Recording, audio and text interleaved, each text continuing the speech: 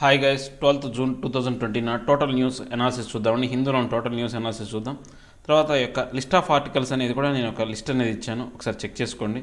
So యొక్క chapter అంటే page వైజ్గా లిస్ట్ కూడా ఇచ్చాను, ఒకసారి చెక్ చేయండి. ఇక ఫస్ట్ ఆర్టికల్ వచ్చేసి ఈరోజు మనకు ముఖ్యంగా ఏంటంటే ఈ యొక్క మన భారతదేశానికి చైనాకి సంబంధించినటువంటి అంశాల్లో మూడు ముఖ్యమైనటువంటి ఆర్టికల్స్ వచ్చినాయండి. సో దీనికి సంబంధించి అంటే ఈ కొంతకాలంగా మనకు చైనాకి అనేది స్టాండ్ ఆఫ్ అనేది జరుగుతుందన్నమాట. స్టాండ్ ఆఫ్ కావచ్చు, ఫేస్ ఆఫ్ కావచ్చు, ఇవి జరుగుతున్నాయి అన్నమాట. దీనికి సంబంధించి మనం ఆల్రెడీ మార్నింగ్ ఈ యొక్క ఎడిటోరియల్ ఆ వీడియోలోనే మనం చూసుకున్నాం, బ్యాక్ ఫ్రమ్ ద బ్రింక్ అని. అంటే ఈ యొక్క ఏంటి అంచుల నుంచి మనం బయటపడ్డామని చెప్పేసి, యుద్ధపు అంచుల నుంచి మనం బయటకు వచ్చామని ఆల్రెడీ ఆర్టికల్ డిస్కస్ చేసాం. దాంతోపాటు ఇంకో ఆర్టికల్ ఏంటంటే ఏ కేస్ ఫర్ క్వైట్ డిప్లొమసీ. అంటే క్వైట్ డిప్లొమసీ అంటే ఏంటి అంటే ఎక్కువగా మనం దేన్ని హడావిడి చేయకుండా ఇక దౌత్యపరమైనటువంటి విధానాల్లో ఏంటి అంటే చాలా మనం ఎంతవరకు ఎలా ఉండాలంటే ఏమి మాట్లాడకుండా, అంటే మాటలతో కాకుండా చేతులతో చూపించే విధానాన్ని మనం ఏమంటామంటే క్వైట్ డిప్లొమసీ అంటాం అనమాట. సో ఆ విధానం ఒకటి. తర్వాత దీనికి సంబంధించి ఈ యొక్క ఫేస్ ఆఫ్ సంబంధించి ఈ సెంటర్ సంబంధించినటువంటి ఒకప్పుడు ఒక మినిస్టర్ అయినటువంటి కాంగ్రెస్ తరఫున యూపీఏ గవర్నమెంట్లో మినిస్టర్ అయినటువంటి ఇక జయరాం రమేష్ అనే అతను దీని గురించి కూడా డిస్కస్ చేశాడు. దీనికి సంబంధించి ఈ యొక్క ఎన్డీఏ ప్రభుత్వం అనేది సరిగా వ్యవహరించట్లేదు, పారదర్శకంగా ఉండట్లేదు, అక్కడ అసలు బోర్డర్లో ఏం జరుగుతుందో ప్రతిపక్షాలకు కానీ మీడియాకు కానీ తెలియజేయట్లేదు అని చెప్పి కొన్ని ఇష్యూస్ డిస్కస్ చేశారన్నమాట. అంటే 1962లో జవహర్లాల్ నెహ్రూ ఎలా వ్యవహరించాడు, అంటే చైనాతో యుద్ధం వచ్చినప్పుడు ఎలా వ్యవహరించాడు, అప్పటికి ఇప్పటికున్న యొక్క వైవిధ్యాన్ని, డిఫరెన్సెస్ ఏవైతే ఉన్నాయో అవి కూడా ఆయన చెప్పాడు అనమాట. ఒకసారి చూద్దాం అసలు ఈ క్వైట్ డిప్లొమసీ అంటే ఏంటి, ఇక సైలెంట్ డిప్లొమసీ అంటే ఏంటి. క్వైట్ అంటే కూడా సైలెంట్ అనమాట, అంటే ఏమి మాట్లాడరు అనమాట, మాట్లాడకుండా ఉండదు అనమాట. ఆధార్ ఏం చెప్పాడంటే మనకి ఈ క్వైట్ డిప్లొమసీ ఆల్రెడీ మనం ఆ యొక్క ఆర్టికల్ చెప్పుకున్నాం, ఇది బ్రింక్ అనే ఆర్టికల్, ఏదైతే come back of the brink అని చెప్పేసి ఆర్టికల్ మనం చెప్పుకున్నాం. ఇప్పుడు మనకు ఈ యొక్క క్వైట్ డిప్లొమసీ గురించి ఈ యొక్క ఆర్టికల్ గురించి చూద్దాం. అసలు ఆధార్ ఏం చెప్తున్నాడు, ఫస్ట్ ఏం చెప్తున్నాడంటే other pattern of solution of past standoffs silent diplomacy played a key role in unlocking the complicated standoff situations. అంటే ఇప్పుడు ఆధార్ ఏం చెప్తున్నానంటే మన భారతదేశానికి చైనాకే కాకుండా ఇతర దేశాలతో కూడా ఉన్నాయి, కానీ ముఖ్యంగా ఇప్పుడు చైనా ఇష్యూ వచ్చింది కాబట్టి ఈ చైనాకి సంబంధించి మన యొక్క ఈ స్టాండ్ ఆఫ్ సిచ్యువేషన్లో చాలా వరకు ఏంటి అంటే ఈ యొక్క క్వైట్ డిప్లొమసీని, సైలెంట్ డిప్లొమసీని మనం అనుసరించాము. దాని ద్వారా ఏదైతే ఈ యొక్క కాంప్లికేషన్స్ ఉన్నాయో వాటిని నుంచి మనం బయటపడ్డాం అనమాట. 2013లో ఒకసారి జరిగిందనమాట. చైనా ట్రూప్స్కి మన ఇండియా ట్రూప్స్కి ఎక్కడైతే డెస్పాంగ్ అనే ప్లేన్స్ దగ్గర, అంటే లైన్ ఆఫ్ యాక్చువల్ కంట్రోల్ దగ్గర డెస్పాంగ్ అనే ప్లేన్స్ దగ్గర మనకి ఏమైందంటే చైనాకు మనకి మీద కూడా ఇలాంటి స్టాండ్ ఆఫే జరిగింది. అప్పుడు ఈ యొక్క ఇండియన్ గవర్నమెంట్ ఏం చేసిందంటే చాలా వరకు, అప్పుడు యూపీఏ గవర్నమెంట్ అనమాట, చాలా వరకు సైలెంట్గా ఉంది. వీళ్ళు చైనీస్ ప్రభుత్వం మీద ఎలా ప్రెజర్ తీసుకొచ్చారో అంటే అప్పుడు వాళ్ళతో ఒక ప్రీమియర్ ఆఫ్ చైనా వాళ్ళతో ఒక మీటింగ్ అనేది ఉందన్నమాట. అంటే వాళ్ళు విజిటర్స్ అనేవాళ్ళు, అంటే చైనాకు సంబంధించినటువంటి ఒక గొప్ప గొప్ప వ్యక్తులు అనేవాళ్ళు మన భారతదేశానికి రావాల్సిన విజిట్ ఉందన్నమాట. సో మన ఇండియా ఏమైనా బెదిరించిందంటే మీరు స్టాండ్ ఆఫ్ కొనసాగించినంత కాలం, అక్కడ ఆ యొక్క సందిగ్ధ పరిస్థితులు నిర్వర్తిస్తున్నంత కాలం ఎవరైతే ఈ యొక్క ప్రీమియర్ మెంబర్స్ ఎవరైతే ఉంటారో వాళ్ళ యొక్క టూర్ ఏదైతే ఉందో ఇండియా విజిట్ అనేది మీకు క్యాన్సిల్ చేస్తామని చెప్పారన్నమాట. ఆ కారణంగా ఏంటి ఈ యొక్క, అంటే మన భారతదేశం అప్పుడు ఏంటి రెహటిక్ అంటే నైపుణ్యంగా వ్యవహరించింది, అంటే యుద్ధం పోకుండా నైపుణ్యంగా, అంటే పబ్లిక్ రెహటిక్ అంటే ఏంటంటే ఈ యొక్క ఏది పబ్లిక్ రిలేషన్షిప్తో ఏదైతే ఉందో మన యొక్క ఆ సత్సంబంధంతో ఆ స్ట్రాటజీని ఉపయోగించి వీళ్ళు ఏం చేశారు, ఈ యొక్క ఏదైతే యుద్ధ వాతావరణం నుంచి బయటపడ్డారన్నమాట. 2014 స్టాండ్ ఆఫ్ ఎట్ చుమార్. ఈ 2014 చుమార్లో ఇది ఎప్పుడంటే ఈ యొక్క నరేంద్ర మోడీ ప్రభుత్వం వచ్చినప్పుడు, ఎన్డీఏ గవర్నమెంట్ వచ్చినప్పుడు, నరేంద్ర మోడీ ప్రధానిగా ఉన్నప్పుడు ఏర్పడింది అనమాట. యాక్చువల్గా చైనా ఏం చేసిందంటే ఆ చైనా భూగోళ అంటే భూభాగం నుంచి మన భారతదేశ భూభాగంలోని చుమర్ అనే ఏరియాకు ఒక రోడ్డు, అంటే ఆ ఎల్ఏసీ ఏమిటో ఒక రోడ్డు వేయాలని చూసిందనమాట. సో అప్పుడు కూడా మన భారతదేశం యొక్క సంబంధించినటువంటి ఎన్డీఏ గవర్నమెంట్ అనేది సైలెంట్ స్ట్రాటజీనే వ్యవహరించిందనమాట. అప్పుడు కూడా కోయిన్సిడెన్స్ ఏంటి అంటే చైనీస్ ప్రెసిడెంట్ అనే అతను మన భారతదేశానికి విజిట్ రావాల్సి ఉందనమాట. సో అతను విజిట్ని ఆపేస్తామని చెప్పి బెదిరించారు. ఎందుకని ఇలా విజిట్ ఆపేస్తామన్నంత మాత్రాన వాళ్ళు ఎందుకు బెదిరిపోతారు అంటే ఈ యొక్క విజిట్లో ఏంటంటే చాలా వరకు వాణిజ్యపరమైనటువంటి ఒప్పందాలు అనేవి జరుగుతాయి అనమాట. రెండు దేశాలకు ఎంతో పెద్ద పెద్ద డీల్స్ అనేవి జరుగుతాయి వ్యాపారానికి సంబంధించి. దాంతోపాటు ఒక పెద్ద దేశ అధినేతను కానీ లేకపోతే ఆ దేశం యొక్క గొప్ప వ్యక్తులు ప్రీమియర్ మెంబర్స్ కానీ వేరే దేశం వాళ్ళు ఆపారు అంటే అది ప్రపంచ దేశాల ముందు వాళ్ళకి అవమానం అనమాట. అలాంటి సిచ్యువేషన్ నుంచి బయటపడడానికి ఇలాంటివి జరుగుతూ ఉంటాయి అనమాట. యాక్చువల్గా ఈ యొక్క అలాంటి సిచ్యువేషన్లో మన భారతదేశం ఏంటంటే అక్కడ రోడ్ నిర్మించకుండా మన భారతీయ బలగాలను అనేవి ఆ లైన్ ఆఫ్ యాక్చువల్ కంట్రోల్ చుట్టూ మోహనింపజేశారనమాట. సో దానివల్ల ఏమైంది, కొన్నాళ్ళ తర్వాత ఆ చైనీస్ ఆర్మీ వాళ్ళు పూర్తిగా అక్కడి నుంచి విత్డ్రా అయ్యారు. మన యొక్క భారతీయ యొక్క బలగాలను చూసి ఈ యొక్క చైనీస్ ప్రెసిడెంట్ యొక్క విజిట్ ఎన్ని కారణాలలో వాళ్ళు విత్డ్రా అయ్యారు. తర్వాత ఈ రెండు సైడ్ నుంచి డిసగ్రిమెంట్ అయ్యింది. తర్వాత ఏమైందంటే moratorium into the patrolling into the contested area to is tensions. అక్కడ మోరటోరియం విధించారు. కొంతకాలం ఏ సైన్యానికి చెందిన రెండు దేశాలకు సంబంధించిన సైన్యాలు అక్కడ రాకుండా మోరటోరియం అంటే నిషేధం విధించారనమాట. నెక్స్ట్ మనకు 2017లో ఆల్రెడీ మనకు ఈ యొక్క డొక్లాం ఇన్సిడెంట్ అనేది మనకు బాగా తెలిసింది. ఇది 72 డేస్ యొక్క స్టాండ్ ఆఫ్ అనేది డొక్లాం ఇన్సిడెంట్లో జరిగింది. ఇది G20 సమ్మిట్లో ఈ యొక్క 2 దేశాలు చర్చలు జరుపుకొని ఈ డొక్లాం ఇన్సిడెంట్ ద్వారా ఏదైతే ఉందో బలగాలను ఉపసంహరించుకున్నాయి అనమాట. Chinese army tried to build a road in the area disputed by the China and Bhutan. అంటే చైనా భూటాన్కి సంబంధించినటువంటి ఈ యొక్క ప్రాంతంలో ఈ యొక్క డిస్ప్యూటెడ్ ఏరియాలో వీళ్ళు రోడ్డు నిర్మాణాన్ని చేయాలనుకున్నారనమాట. సో ఇది కూడా ఏంటి రిజాల్వ్ డిప్లొమసీ ద్వారానే చేశారనమాట. సో ఈ యొక్క చైనా వాళ్ళు ఏంటి ప్రతిసారి కూడా వీళ్ళు ఎలా చేస్తున్నారంటే ఒక డిప్లొమాటిక్ అంటే ఒక బెదిరింపు రూపంలో కానీ లేకపోతే ఈ యొక్క దౌత్యపరమైన దాంతోనే మనం చైనాని మంచి చేస్తున్నాం అనమాట. సో అక్కడ ఏంటి మన భారతదేశం ఏం చేసింది, అక్కడ స్టేటస్ క్యూ అంటే ఇంతకుముందు యథార్థ స్థితికి తీసుకురావటం మన భారతదేశం యొక్క ముఖ్య ఉద్దేశం అనమాట. Ultimately object was achieved. అంటే మన ఈ యొక్క 3 సందర్భాల్లో మనం చూస్తే కనుక మన భారతదేశం అనేది తన యొక్క ఏదైతే అనుకున్న లక్ష్యం ఏదైతే ఉందో దాన్ని నెరవేర్చింది. China faced firm resistance from India. అంటే ఇప్పుడు ఈ చైనా అనేది ఆ సమయంలో భారతదేశం నుంచి అత్యంత భయంకరమైనటువంటి ఈ వ్యతిరేకత కావచ్చు లేకపోతే దానికి ఆపోజిట్గా బలాన్ని అనేది మనం చూసాం. చైనాకి వ్యతిరేకంగా భారతదేశం అనేది వ్యవహరించింది అనమాట. Prevented from changing the status quo in a standoff reasons. అంటే ఈ యొక్క యథార్థ స్థితిని మార్చడానికి చైనా చేసిన పరిస్థితులు అనేటువంటి అన్ని యొక్క అంశాలను కూడా భారతదేశం అనేది తిప్పికొట్టిందనమాట స్టాండ్ ఆఫ్ రీజియన్స్లో. ఇప్పుడు చూద్దాం మన గవర్నమెంట్స్ ఎలాంటి విధానాలని ఫాలో అవుతున్నాయో చూద్దాం. ఈ యొక్క ఎలాంటి విధానాలు ఫాలో అవుతున్నాయి, quiet diplomacy, strong military posture plus a way out for advisory. ఇప్పుడు ఒక 3 రకాలైనటువంటి అంశాలు. క్వైట్ డిప్లొమసీ అంటే ఎవరితో ఏమీ బయటకు మాటలు చర్చలు ఏమి జరపరనమాట. లోపల అంతర్గతంగా అనేది సైలెంట్గా మాటల కన్నా చేతల రూపంలో ఎక్కువ ఉంటుంది. దాంతోపాటు మన యొక్క మిలిటరీ పవర్ కూడా చాలా స్ట్రాంగ్గా మంచి పోచర్ ఉంది. దాంతోపాటు ఇంకా ఏంటి అంటే వే అవుట్ ఫర్ అడ్వైజరీ అంటే ఎవరి యొక్క సలహాలను మనం కనుక చూస్తే కనుక యూఎస్ అనేది జోక్యం చేసుకొని మన భారతదేశానికి చైనాకి మధ్య సంబంధాల మధ్యలో యూఎస్ జోక్యం చేసుకోవాలి. అలాంటి విధానాలను కూడా మనం అలాంటి విధానాలను కూడా మనం ఒప్పుకోమన్నమాట. సో మనం సొంతగా కొన్ని నిర్ణయాలని తీసుకుంటాం. అలాంటి 3 విధానాల ద్వారా మనం ఇలాంటి స్టాండ్ ఆఫ్ సిచ్యువేషన్ నుంచి బయటపడ్డాం అనమాట. ఇప్పుడు మనం రీసెంట్ స్టాండ్ ఆఫ్ కనుక చూసుకుంటే కనుక ఏం జరిగింది, ఇండియాకి చైనాకి సంబంధించినటువంటి ఈ లైన్ ఆఫ్ యాక్చువల్ కంట్రోల్ అనే దాంట్లో కనుక మనం చూసుకుంటే ఈ యొక్క స్టేటస్కి ఇంత ముందున్న సిచ్యువేషన్ అనేది మారిపోయిందనమాట. India will not stop its infrastructure development in the area until China withdraw its installed infrastructure on its side of LAC contains artillery, bomber, jammer, etc. అంటే ఇప్పుడు ఏంటి ఈ యొక్క భారతదేశం దీంట్లో యొక్క ముఖ్య ఉద్దేశం ఇప్పుడున్న ఈ యొక్క స్టాండ్ ఆఫ్లో మన భారతదేశం యొక్క ముఖ్య లక్ష్యాలు ఏంటి అంటే మన భారతదేశం ఇంత ముందున్న పూర్వ పరిస్థితిని తీసుకురావటం. అంటే ఆ లైన్ ఆఫ్ యాక్చువల్ కంట్రోల్లో ఇంత ముందున్న పూర్వ పరిస్థితిని తీసుకురావటం అనేది ఒక ఆబ్జెక్టివ్.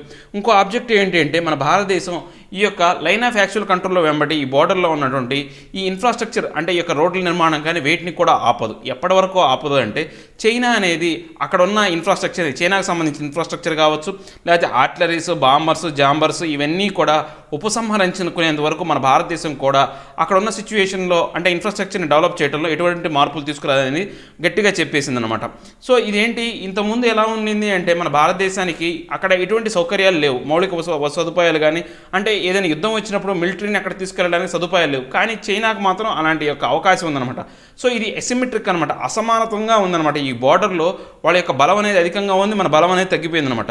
సో ఈ యొక్క బలం అనేది తగ్గిపోవడం వల్ల ఏంది మన భారతదేశం కూడా అలాంటి బలోపేతమైన విధానం కోసం ఈ యొక్క కన్స్ట్రక్షన్ అనేది స్టార్ట్ చేసిందనమాట. సో దీనివల్ల ఏమైంది, స్ట్రాటజిక్ మిస్ట్రస్ట్ అనమాట. ఇప్పుడు ఏమైంది, ఇంతకుముందు ఏమైంది, వాళ్ళు ఎక్కువగా బలగాలు ఈజీగా మోహరింపు చేసే అవకాశం ఉంది కాబట్టి అప్పుడు ఏమవుతుంది మన భారతదేశానికి ఒక అపనమ్మకం, ఎప్పుడైనా చైనా మన మీద దాడి చేస్తే ట్రస్ట్ అనేది ఉందన్నమాట. సో ఇప్పుడేంటి చైనాకి ఏంటి ఇంకో అపనమ్మకం ఏంటి, భారతదేశం కూడా సరైనటువంటి బలగాలను ఏర్పరచుకుంటుందని అదొక అపనమ్మకం అనేది. ఈ 2 రకాల అపనమ్మకం ఒకప్పుడు మన భారతదేశానికి ఉంటే ఇప్పుడు చైనాకి వెళ్ళిందనమాట. Recently important decisions to taken to resolve the stand off అంటే కొన్ని ముఖ్యమైనటువంటి నిర్ణయాలు తీసుకున్నారన్నమాట. ఈ యొక్క స్టాండ్ ఆఫ్ని అంటే లేకుండా చేయడానికి ఇలాంటి యుద్ధపూరితమైన వాతావరణాలు జరగకుండా ఉండటం కోసం కొన్ని నిర్ణయాలు తీసుకున్నారన్నమాట. Partial disagreement of truce from some of the points along LAC is agreed అంటే కొన్ని అంటే ఈ LAC అంటే కొన్ని ప్రాంతాల్లో వీళ్ళు విత్డ్రా అయ్యారనమాట. ఒక 5 పాయింట్స్ అని మనం బ్యాక్ టు బ్రింక్ అనే దాంట్లో మనం చెప్పుకున్నాం అనమాట. నెక్స్ట్ దాంట్లో ఒక 5 ఏరియాస్ ఏవైతే ఉన్నాయో, ఒక పాంగాంగ్ లేక్, తర్వాత చుషల్ ఒకటి, తర్వాత 3 పెట్రోలింగ్ పాయింట్స్ ఏవైతే ఉన్నాయో మనం ఫింగర్ 4, ఫింగర్ 1, ఫింగర్ 8 అనే పాయింట్స్ అవన్నీ కూడా చూసాం మనం. సో దాంట్లో కొంతవరకు ఉపసంహరించుకున్నారు.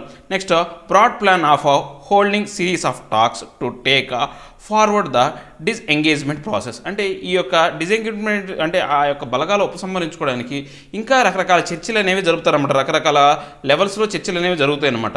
ఇంకా ఇంకో ప్రపోజల్ ఏం తీసుకొచ్చారంటే ప్రతి సంవత్సరం 1 లేదా 2 మీటింగ్స్ అనేవి ఈ కమాండర్ లెవెల్లో ఉన్న వాళ్ళ మధ్య జరగాల. మేజర్ కానీ జనరల్ మేజర్ కానీ ఎవరైతే ఈ కమాండర్ రేంజెస్లో ఉంటారో ఆ క్రాప్స్ సంబంధించిన వాళ్ళలో వాళ్ళకు చర్చలు జరగాలి. ఎందుకని ఈ యొక్క మిలిటరీ మధ్యటువంటి ఈ యొక్క అపోహలు అనేవి తొలగిపోవడానికి ఇలాంటి చర్చలు జరపాలని చెప్పేసి ఈ యొక్క నిర్ణయం అనేది తీసుకున్నారన్నమాట. ఇక నెక్స్ట్ చూసుకుంటే కనుక మనకి జయరాం రమేష్ అనే అతను ఏం చెప్పాడంటే 1962లో కూడా ఇలానే చైనాకు భారతదేశానికి సందిగ్ధ పరిస్థితి ఏర్పడినప్పుడు అప్పుడున్న అపోజిషన్ పార్టీస్ ఏం చేశాయంటే నెహ్రూ మీద ఒక ఒత్తిడి తీసుకొచ్చాయి. ఈ యొక్క పార్లమెంటరీ ఒక మీటింగ్ కండక్ట్ చేయాలని చెప్పేసి దాంట్లో ఆయన వ్యవహరిస్తున్నటువంటి విధానం ఈ యొక్క డిప్లొమాటిక్గా ఆయన వ్యవహరిస్తున్నటువంటి విధానాలని లోపాలని ఎత్తి చూపించే విధంగా ఆయన విధానం తప్పుపట్టే విధంగా వాళ్ళు ఆ మీటింగ్ జరిగినప్పటికి కూడా నెహ్రూ ఒప్పుకున్నాడు. కానీ ఇప్పుడున్న సిచ్యువేషన్లో నరేంద్ర మోడీ ఈ యొక్క అపోజిషన్ పార్టీకి ఎటువంటి అంశాన్ని కూడా తెలియనివ్వట్లేదు. దాంతోపాటు మీడియాకు కూడా ఎటువంటి ఇన్ఫర్మేషన్ ఇవ్వట్లేదు అనమాట. సో ఇప్పుడు అపోజిషన్కి కానీ మీడియాకి కానీ ఖచ్చితంగా ఈ యొక్క అధికారం అనేది ఉంటుంది. ఎట్లాగా ఈ యొక్క ప్రభుత్వం దగ్గర నుంచి ఏవైనా క్వశ్చన్ చేసి అంశాలు తీసుకునే అవకాశం అనేది ఈ యొక్క అపోజిషన్కి అనేది ఖచ్చితంగా అపోజిషన్కి ఉంటుంది, మీడియాకి ఉంటుంది. సో మీడియాలో సరైనటువంటి యొక్క నిజమైనటువంటి వార్తలు రాకపోవడం వల్ల మీడియాలో చాలా వరకు తప్పుడు కథనాలు, తప్పుడు ప్రచారాలు అనేవి జరుగుతున్నాయన్నమాట. సో ఇలాంటి తప్పుడు ప్రచారాలకు ఆజ్యం పోసే విధంగా ఈ యొక్క కేంద్ర ప్రభుత్వం అనేది వ్యవహరిస్తుందని చెప్పేసి ఈయన చెప్పాడనమాట. ఈ యొక్క పూర్తి ఆర్టికల్ యొక్క కంక్లూజన్ చూసుకుంటే border objective protecting India security interest. అంటే ఈ యొక్క బోర్డర్లో మన యొక్క ముఖ్యమైనటువంటి అంశం ఏంటి, ఆబ్జెక్టివ్ ఏంటి అంటే ఈ యొక్క భారతదేశం యొక్క రక్షణను ఆ యొక్క సెక్యూరిటీ ఇంట్రెస్ట్ ప్రకారం ప్రొటెక్ట్ చేయడం అనేది ముఖ్యం. తర్వాత taking lessons from past, follow quiet diplomacy coupled with strong military to resolve border disputes. అంటే ఇంకా ఏం చెప్పాడైనా ఈ యొక్క ఇంతకుముందు మనకు నేర్చుకున్న పాఠాల నుంచి క్వైట్ డిప్లొమసీని వాడుతూ అంటే క్వైట్గా అంటే అంటే ఈ యొక్క దౌత్యపరమైనటువంటి అంశాల్లో ఎటువంటి ఇబ్బందులు లేకుండా మనం బహిర్గతంగా ఏమీ చెప్పకుండా క్వైట్గా ఉంటూ అంటే ఎవరి యొక్క సహాయంతో లేకుండా మనమే సొంతగా నిర్ణయాలు తీసుకుంటూ దాంతోపాటు ఏంటంటే స్ట్రాంగ్ మిలిటరీని కూడా దానికి అంటే కప్పులుగా దానికి సహాయంగా తీసుకొని ఇలాంటి సమస్యలను పరిష్కారం చేసుకోవాలని చెప్పాడనమాట ఈ ఆర్టికల్ కంక్లూజన్. ఇక మనం నెక్స్ట్ చూసుకుంటే IIT Madras top institution in government ranking. ఇప్పుడు మన భారతదేశంలో హైయెస్ట్ ఇన్స్టిట్యూషన్స్ ఏవైతే ఉన్నాయో దాంట్లో హైయెస్ట్ ర్యాంకింగ్ ఎవరికి ఇచ్చారంటే ఐఐటి మద్రాస్కి ఇచ్చారనమాట. సో ఈ యొక్క ర్యాంకింగ్ అనేది మనం ఆల్రెడీ ఇంతకుముందు మనం ఇంటర్నేషనల్ ర్యాంకింగ్ క్యూఎస్ ర్యాంకింగ్ అనే దాన్ని చూసాము. సో ఇప్పుడు ఈ యొక్క మన భారతదేశంలో కూడా ఈ యొక్క ర్యాంకింగ్ అనేది జరుగుతుంది అనమాట. ఎవరిస్తారు, ఏ సంస్థ అంటే నేషనల్ ఇన్స్టిట్యూట్ ర్యాంకింగ్ ఫ్రేమ్వర్క్ అనే ఈ యొక్క సంస్థ అనేది NIRF అనేది ఇస్తారనమాట. సో ఈ యొక్క ర్యాంకింగ్ ఇచ్చేటప్పుడు వీళ్ళు కొన్ని నిర్దేశకాలను వాళ్ళు సూచిస్తారనమాట. దాని ప్రకారం మాత్రమే వాళ్ళు ఈ యొక్క NIRF అనే వాళ్ళు ర్యాంకింగ్ ఇవ్వడం అనేది జరుగుతుంది అనమాట. యాక్చువల్గా ఈ యొక్క NIRF అనేది ఈ యొక్క హయ్యర్ ర్యాంకింగ్ ఎవరికి ఇస్తారంటే ranking higher education institutes across the country. మన భారతదేశంలో ఉన్నటువంటి హయ్యర్ ఎడ్యుకేషన్ ఇన్స్టిట్యూట్స్ ఏవైతే ఉన్నాయి అంటే డిగ్రీ లెవెల్లో ఉన్న వీటికి difference in difference domains of knowledge అంటే వీళ్ళు రకరకాల నాలెడ్జ్ దానికి సంబంధించిన దాని గురించి వీళ్ళు విశ్లేషిస్తూ వీళ్ళు ర్యాంకింగ్ ఇస్తారన్నమాట. ఇది యాక్చువల్గా ఎవరి కింద కంట్రోల్లో ఉంటుందంటే ministry of human resource development MHRD కింద కంట్రోల్లో ఉంటుందన్నమాట. దీన్ని ఎప్పుడు ఏర్పాటు చేశారంటే 2015లో ఏర్పాటు చేశారు. ద పారామీటర్స్ ఆర్ అంటే దీంట్లో ఏవేవి అంశాలను వీళ్ళు దృష్టిలో పెట్టుకొని ఈ యొక్క ర్యాంకింగ్ ఇస్తారంటే టీచింగ్, లెర్నింగ్ అండ్ రిసోర్సెస్ అంటే చెప్పే అధ్యాపకులు, లెర్నింగ్ నేర్చుకునే విధానం, తర్వాత రిసోర్సెస్ మనకి ఏవైతే అక్కడ సౌకర్యాలు ఉన్నాయో అక్కడ ఏవైతే అంశాలు ఉన్నాయో వాటి బట్టి ఒక TLR అనే దాని గురించి రీసెర్చ్ అండ్ ప్రొఫెషనల్ ప్రాక్టీస్ అంటే రీసెర్చ్ సంబంధించి, తర్వాత ప్రొఫెషనల్గా వీళ్ళు ఎలా ప్రాక్టీస్ చేస్తున్నారు అనే అంశం గురించి RP గురించి, తర్వాత గ్రాడ్యుయేషన్ అవుట్కమ్స్. దీని ప్రకారం అంటే గ్రాడ్యుయేషన్ ఎంతమంది గ్రాడ్యుయేట్లు అనేవాళ్ళు బయటకు వస్తున్నారో ఆ కౌంట్ అవుట్ ఉంటుంది. అవుట్ రీచ్ అండ్ ఇన్క్లూజివిటీ అంటే ఈ బయటకు వచ్చిన తర్వాత ఎంతవరకు ఇప్పుడు ప్రభావితంగా ఉంటున్నారు, ఎక్కువగా అంటే వీళ్ళు బయటకు వచ్చిన వాళ్ళు ఎంత ప్రభావితంగా పనిచేస్తున్నారు, వాళ్ళు ఎలా వ్యవహరిస్తున్నారు అనే దాని గురించి దాని మీద, తర్వాత అండ్ పర్సెప్షన్ అంటే దీని గురించి వాళ్ళు పర్సెప్షన్ అంటే తెలుసుకున్న దాని గురించి ఆ ఐఐటీల గురించి మనం ఏంటంటే పర్సెప్షన్ ఏంటంటే అక్కడికి వెళ్ళి ఆ ఇన్స్టిట్యూట్లో మనం అబ్జర్వ్ చేసి వాటి ద్వారా తెలుసుకున్న అంశాల గురించి ఇవన్నీ యొక్క 5 అంశాల ద్వారా మనకు ఈ యొక్క ఏవైతే ర్యాంక్ ఇవ్వడం అనేది జరుగుతుంది అనమాట. These 5 broad parameters have been further elaborated into suitable subheads with suitable weightage. అంటే ఈ యొక్క 5 ఎలాబరేటెడ్ వాటితో పాటు వీటికి మళ్ళీ సబ్ హెడ్డింగ్స్ ఉంటాయి అనమాట. ఈ యొక్క సబ్ టైటిల్స్, సబ్ హెడ్స్ ఉంటాయి. ఆ హెడ్స్ ఉపయోగించి ఈ యొక్క వెయిటేజ్ అనేది ఇస్తారనమాట. For example the weightage given to ranking parameters in 2019 area in 2019 are. ఇప్పుడు మనం ర్యాంకింగ్ ఎలా ఇచ్చారో చూద్దాం. ఇప్పుడు మనకు 100 మార్క్స్ ఉన్నాయనుకోండి, టీచింగ్ అండ్ లెర్నింగ్ రిసోర్సెస్కి ఒక 30 మార్క్స్ అనే దాన్ని, అంటే ఒక 30% మార్క్స్ వెయిటేజ్ అనేది ఉంటుంది అనమాట. దీంట్లో సబ్ హెడ్డింగ్స్ అనేవి మళ్ళీ ఉంటాయి అనమాట. రీసెర్చ్ అండ్ ప్రొఫెషనల్ ప్రాక్టీస్ సంబంధించి ఒక 30%, తర్వాత గ్రాడ్యుయేషన్ అవుట్కమ్స్ అనేది ఒక 20%, నెక్స్ట్ అవుట్ రీచ్ అండ్ ఇన్క్లూజివిటీ అనే దానికి ఒక 10%, నెక్స్ట్ పర్సెప్షన్ అనే దానికి సంబంధించి ఒక 10%. ఈ యొక్క పర్సెప్షన్ అనే దాంట్లో మన భారతదేశంలో ఇచ్చే ఈ యొక్క ఇన్స్టిట్యూట్ ఉన్న దాంట్లో చాలా తక్కువ ర్యాంకింగ్ అనేది ఉందన్నమాట. 10% మాత్రమే దీని కౌంట్ అనేది ఉంటుంది. కానీ మనం ఆ క్యూఎస్ అనేది ఏదైతే ఇంటర్నేషనల్ ఆర్గనైజేషన్ ఏవైతే రిపోర్ట్ ఇచ్చిందో అది పూర్తిగా 100% పర్సెప్షన్ మీద ఆధారపడి, అంటే తెలుసుకున్న దాని అంశాల మీద ఆధారపడి మాత్రమే వాళ్ళు ర్యాంకింగ్ ఇవ్వడం అనేది జరుగుతుంది అనమాట. సో వీటిని చూసుకుంటే subcategories of 5 parameters are. దీంట్లో సబ్ కేటగిరీస్ ఇంకా ఏ ఉన్నాయో ఈచ్ దానికి ఒక్కొక్క దానికి, అంటే టీచింగ్, లెర్నింగ్ అండ్ రీసోర్స్ సంబంధించి సబ్ కేటగిరీస్, తర్వాత వీటిని కూడా లిస్ట్ అవుట్ చేయడం జరిగిందనమాట. నెక్స్ట్ చూడండి. Next NIRF ranks institutes from 9 different domains knowledge, namely overall, university, engineering, management, medical, law, architecture and pharmacy etcetera. అంటే దీంట్లో 9 విభాగాల్లో ఈ ర్యాంకింగ్ అనేది ఇవ్వడం జరుగుతుంది అనమాట. In 2020 new domain dental has been introduce for the first time bringing the total tally to 10 categories subject domains. అంటే 2020లో డెంటల్ అనే దాన్ని కూడా, ఆ విభాగాన్ని కూడా చేర్చి మొత్తం 10 రంగాల్లో దీనికి సంబంధించిన ర్యాంకింగ్ అనేది ఇవ్వడం జరుగుతుంది అనమాట. Significance of NIRF ranking. They act as a guide to students for selection of universities based on the set of criteria. అంటే ఇప్పుడు ఏంటి ఈ యొక్క ర్యాంకింగ్ వల్ల ఉపయోగం ఏంటి, సిగ్నిఫికెన్స్ అంటే ప్రాముఖ్యత ఏంటి ఈ ర్యాంకింగ్ వల్ల ఏంటంటే స్టూడెంట్స్కి ఈజీగా, అంటే ఏ యూనివర్సిటీస్ ఎంచుకోవాలి అనే అంశంలో ఇలాంటి ర్యాంకింగ్లు ఇచ్చారనుకోండి, బెస్ట్ యూనివర్సిటీస్ని చూస్ చేసుకునే అవకాశం అనేది, అంటే ఈ యొక్క స్టూడెంట్స్కి ఫ్రెండ్లీగా వాళ్ళకి అవగాహన కల్పించే విధంగా ఉంటుందన్నమాట ఈ ranking. Help universities to improve their performance on various ranking parameters and identify gaps in research and area of improvement. అంటే వాళ్ళు ఇంకా ఏంటి ఈ యొక్క రీసెర్చ్ ఎవరైతే చేస్తూ ఉంటారో ఆ యూనివర్సిటీస్ ఆ రీసెర్చ్ ఇంకా అభివృద్ధి చేసే విధంగా ఈ యొక్క అంటే ఆ యూనివర్సిటీస్ అనేవి కూడా బాగా ప్రభావవంతంగా పనిచేసి, అంటే మంచి ర్యాంక్ కోసం ఇంకా బాగా ప్రభావవంతంగా పనిచేసి అభివృద్ధి చెందే విధంగా కూడా సహాయపడతాయి అనమాట. దాంతోపాటు ఏంటి కాంపిటేటివ్ స్పిరిట్ అంటారు. Ranking install A competitive spirit among institution to perform better and secure higher rank in international ranking. So ఏంటి కాంపిటేటివ్ స్పిరిట్ అనేది వీళ్ళ యొక్క యూనివర్సిటీస్ మధ్య పెరిగి ఈ యొక్క దేనికోసం బెటర్ ర్యాంకింగ్ కోసం పోటీ పడతారనమాట. దీనివల్ల ఏమైతుంది, ఆ ఇన్స్టిట్యూషన్స్ అనేవి ప్రభావవంతంగా పనిచేయడానికి ఎక్కువగా మంచి నైపుణ్యమైన విద్యార్థుల్ని తయారు చేసే అవకాశం అనేది ఉంటుందన్నమాట. నెక్స్ట్ చూసుకుంటే ఇండియా ర్యాంకింగ్ 2020 ప్రకారం మద్రాస్ అనేది became the top ranked institution అనమాట. దాని తర్వాత ఏమొచ్చింది, IISc Bengaluru, next IIT Delhi అనేవి ఈ యొక్క లిస్ట్లో ఉన్నాయన్నమాట. Under the university category IISc topped the list followed by Jawaharlal Nehru university and Banaras Hindu university. ఈ యొక్క యూనివర్సిటీ కేటగిరీలో చూసుకుంటే మనకు ఈ యొక్క ఇన్స్టిట్యూషన్ కేటగిరీలో అయితేనేమో ఈ యొక్క మద్రాస్ ఇన్స్టిట్యూట్ అనేది IIT మద్రాస్ అనేది టాప్లో ఉంటాయి. యూనివర్సిటీ కేటగిరీలో వచ్చేసి IISc అనేది టాప్లో ఉంది.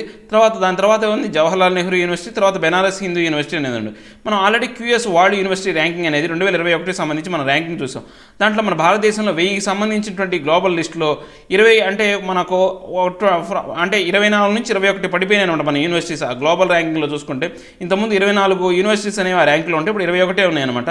తర్వాత ఈ యొక్క ఇండియన్ ఇన్స్టిట్యూట్ ఆఫ్ టెక్నాలజీస్ అనేవి కొన్ని 5 ప్లేసెస్ అనేవి top 5 Indian institute of technologies IITs and the Indian institute of science IISc have slipped in they ranking.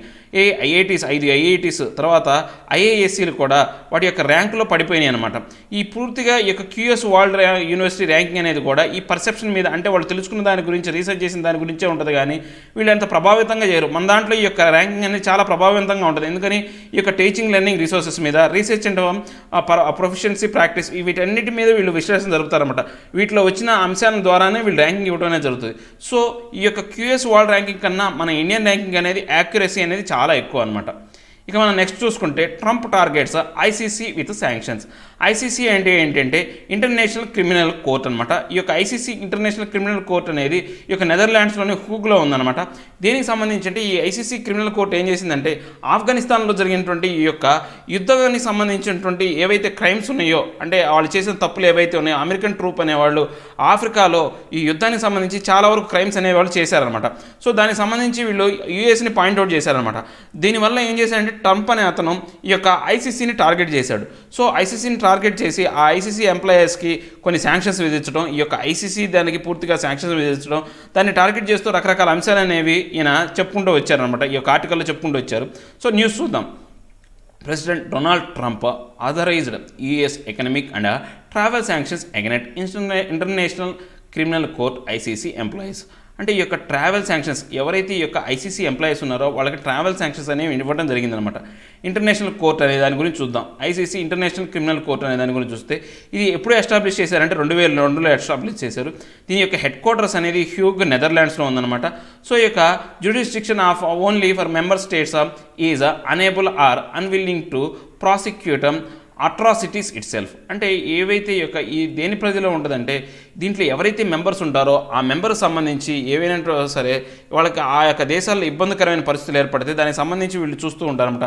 ముఖ్యంగా ఏంటంటే జీనోసైడ్ అంటే మారణకాండ కావచ్చు, తర్వాత వార్ క్రైమ్స్ అంటే యుద్ధంలో చేసే తప్పులు కావచ్చు, తర్వాత క్రైమ్ అగెనిస్ట్ హ్యూమానిటీ మానవత్వానికి వ్యతిరేకంగా చేసే ఈ యొక్క ఏవైతే ఈ యొక్క నేరాలు ఉంటాయో అవి నేరాలు, తర్వాత క్రైమ్స్ ఆఫ్ అగ్రెషన్ ఒకేసారి దాడులు చేసే విధంగా అలాంటి క్రైమ్స్ అంటే ఆ నేరాలకు సంబంధించి అనమాట.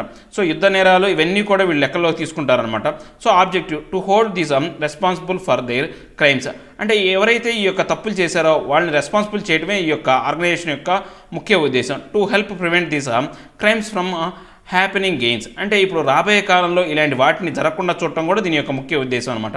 India is not part of the Rome statue. అసలు ఇది యాక్చువల్గా ఇది ఎప్పుడు ఏర్పాటు చేశారంటే ఈ యొక్క ట్రీటీ కాల్డ్ రోమ్ స్టాచ్యూ అనే ఒక ట్రీటీతో ద రోమ్ స్టాచ్యూట్ అనే ఒక ట్రీటీ ద్వారా దీన్ని ఏర్పాటు చేయడం జరిగిందనమాట. So world's first permanent international crime court. ఇది ప్రపంచంలోనే ఒక పర్మనెంట్ ఇంటర్నేషనల్ క్రైమ్ కోర్ట్ అనమాట. ఇది ఎప్పుడు ఏర్పాటు చేశారు అంటే 2002లో ఏర్పాటు చేయడం ఎస్టాబ్లిష్ చేయడం జరిగింది. దేని ద్వారా ఎస్టాబ్లిష్ చేశారు? ద రోమ్ స్టాట్యూట్ అనే ఒక విధానం ఏదైతే ట్రీటీ ఉందో ఒప్పందం ఏదైతే ఉందో ఆ ఒప్పందం ద్వారా జరగడం జరిగిందనమాట. ఇండియా అనేది దీంట్లో భాగం కాదనమాట. ICC is not an UN organization.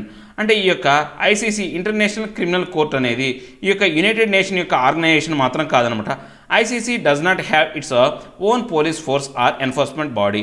అంటే ఈ ఐసీసీకి సంబంధించి వాళ్ళకు సొంతగా పోలీసులు కానీ లేకపోతే వీటి మీద చర్యలు తీసుకునేటువంటి అధికార గణాలు కానీ ఎవ్వరూ లేరనమాట. వీళ్ళంతా కూడా ఆ దేశాల యొక్క కోఆపరేషన్ మీద, ఆ దేశాలు ఇచ్చే సహాయ సహకారాల మీద ఆధారపడే ఈ యొక్క ఐసీసీ అనేది ప్రభావవంతంగా పనిచేస్తుంది. సో మనకు ఈ యొక్క ఐసీసీ గురించి తెలుసుకున్నాం. మనం ఇప్పుడు ఐసీజే గురించి తెలుసుకుందాం. ఇంటర్నేషనల్ కోర్ట్ ఆఫ్ జస్టిస్ అనే దాని గురించి తెలుసుకుందాం.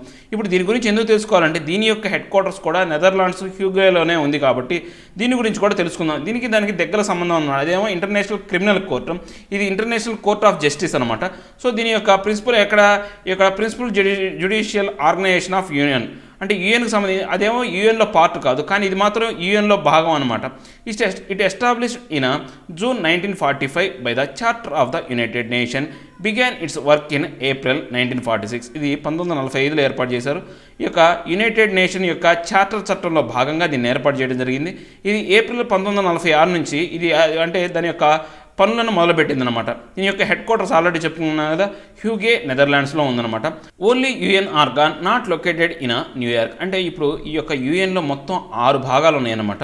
ఈ 6 భాగాల్లో ఈ ఒక్క భాగం మాత్రమే దీని యొక్క హెడ్ క్వార్టర్స్లో న్యూయార్క్లో లేదనమాట. మిగతా అన్నీ కూడా యుఎన్ సంబంధించిన ఈ యొక్క భాగాలన్నీ కూడా న్యూయార్క్లోనే హెడ్ క్వార్టర్స్ ఉన్నాయన్నమాట. ఇది మాత్రమే ఈ యొక్క నెదర్లాండ్స్లోని హ్యూగ్లో ఉందన్నమాట. Objective to settle legal disputes which are submitted to it by states. అంటే ఇప్పుడు ఏవైనా సరే దేశాల మధ్య సంబంధాలు కానీ ఏమైనా గొడవలు వచ్చినప్పుడు మనం ఇంతకుముందు ఈ యొక్క ఐసీజీ గురించి మనం తెలుసుకున్నాం. కుల్దీప్ యాదవ్ కేసు మన భారతదేశానికి సంబంధించి, తర్వాత ఈ యొక్క మయన్మార్లో జరిగినటువంటి జీనోసైడ్కి సంబంధించి కూడా మనం ఐసీజీ గురించి మనం తెలుసుకున్నాం అనమాట. So to give advisory options to legal questions which are referred to it by an authorized United Nation organs and UN's specialized agencies. వీళ్ళు ఏంటంటే ఈ యొక్క అడ్వైజరీ ఒపీనియన్స్ అనేవి చెప్తూ ఉంటారనమాట. ఈ యొక్క యుఎన్ నేషన్ సంబంధించినటువంటి ఆర్గనైజేషన్స్ కావచ్చు, స్పెషలైజ్డ్ ఏజెన్సీస్ కావచ్చు. సబ్జెక్ట్ మ్యాటర్స్, మ్యారిటైమ్ డిస్ప్యూట్స్ అంటే ఈ యొక్క సముద్ర జలాలకు సంబంధించిన గొడవలు కావచ్చు. సోవర్నిటీ అంటే నేషనల్ యొక్క బౌండరీస్ సంబంధించి, నేషనల్ రిసోర్సెస్ సంబంధించి, ట్రేడ్ ట్రీటీ వైలేషన్స్ వీటన్నిటికి సంబంధించి వీళ్ళు ఏవైతే ఉన్నాయో హ్యూమన్ రైట్స్కి సంబంధించి వీళ్ళన్నీ కూడా ఈ యొక్క తీర్పు అనేది చెప్తారనమాట. The ICJ composed of 15 judges, మొత్తం 15 మంది జడ్జెస్ ఉన్నారనమాట. Elected by the United Nation General Assembly ద్వారా అండ్ సెక్యూరిటీ కౌన్సిల్ ద్వారా దీన్ని ఎలక్ట్ చేయడం జరుగుతుంది అనమాట. ఈ జడ్జెస్ని judgments by the court are binding upon the parties which are concern. అంటే ఈ యొక్క జడ్జిమెంట్స్ అనేవి ఎప్పుడు కూడా ఆ పార్టీలు ఎవరైతే ఉంటారో వాళ్ళ దృష్టిలో బట్టి ప్రకారమే దాన్ని అంటే బైండ్ అయ్యి ఉండాలా లేదా అనేది ఉంటుందన్నమాట. All the members of the UN are parties to the statute of the ICJ and non members may also become parties. అంటే ఈ యొక్క యుఎన్లో ఎవరైతే భాగస్వాములు ఉంటారో అన్ని దేశాలు కూడా ఐసీజేలో భాగంగా ఉంటాయి. అంటే నాన్ యుఎన్ మెంబర్స్ కూడా ఈ యొక్క ఐసీజేలో భాగంగా ఉంటాయి అనమాట. India is also A state party of ICJ. ఇప్పుడు ఈ యొక్క మన భారతదేశం కూడా ఐసీజీలో ఒక భాగమే అనమాట, ఐసీజేలో.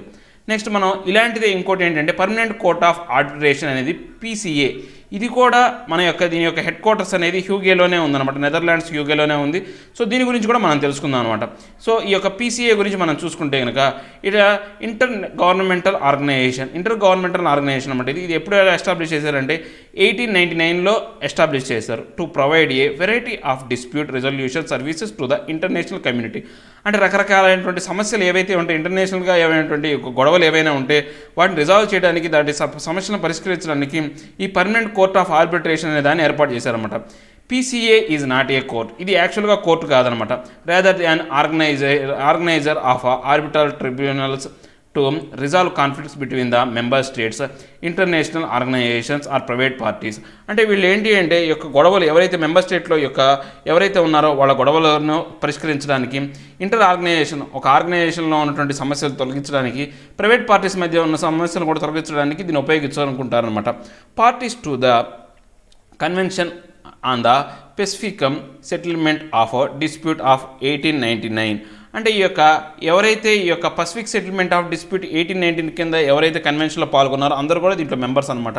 Convention in the Pacific settlement of dispute of 1907 automatically parties to the PCA. అంటే 1907లో ఎవరైతే ఈ యొక్క పసిఫిక్ సెటిల్మెంట్ కన్వెన్షన్లో ఎవరైతే పాల్గొన్నారో వాళ్ళు కూడా దీంట్లో భాగస్తులు అయ్యారనమాట. అంటే దీంట్లో మెంబర్స్ అయ్యారనమాట. ఆటోమేటికల్లీ ఈ యొక్క పీసీఏ మెంబర్స్ అయ్యారు.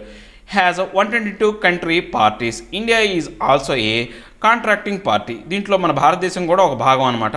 PCA is not a UN agency. ఇది యుఎన్ ఏజెన్సీకి సంబంధించింది కాదనమాట. Awards are binding all the parties in the dispute and have to be carried out without delay.